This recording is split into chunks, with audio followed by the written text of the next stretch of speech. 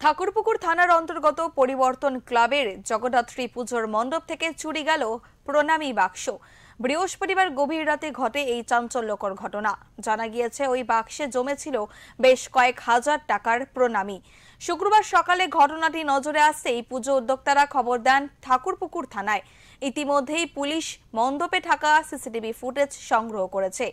ফুটেজে দেখা গিয়েছে এক ব্যক্তি মাথায় টুপি পরে মুখে কাপড়ে ঢাকা অবস্থায় প্রণামী বাক্সটি তুলে নিয়ে যাচ্ছে। 2011 সাল থেকে নিয়মিতভাবে হয়ে আসছে পরিবর্তন ক্লাবের জগদ্ধাত্রী পুজো। এই ঘটনায় হতবাক হয়েছেন স্থানীয় বাসিন্দারা। যদিও এখনো পর্যন্ত কাউকে আটক বা গ্রেফতার করতে পারেনি পুলিশ।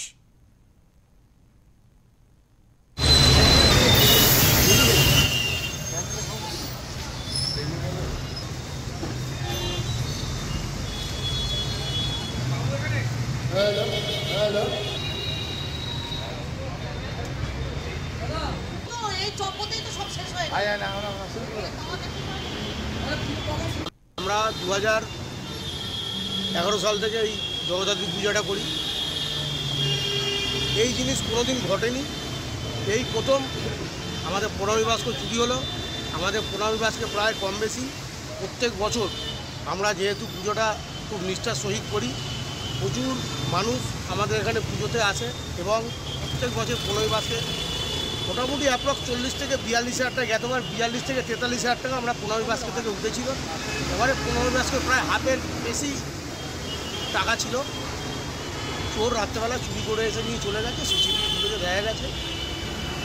ঠাকুর থানায় অভিযোগ জানিয়েছেন? আমরা ঠাকুর থানায় অভিযোগ জানিয়েছি, ওনারা এসেছিলো, হেল্প করেছে, সিসিটিভি ফুটেজ নিয়ে গেছে।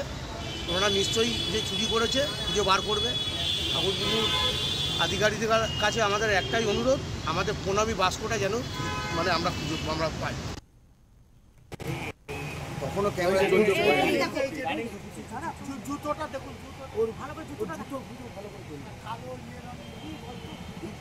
ওই দেখো একটা ব্যানার মতো এনেছে কিছু, এটা উল্টো করে দিলে ব্যানারটা। কাপড় ও প্ল্যানে ছিল পুরো নিল, দেখো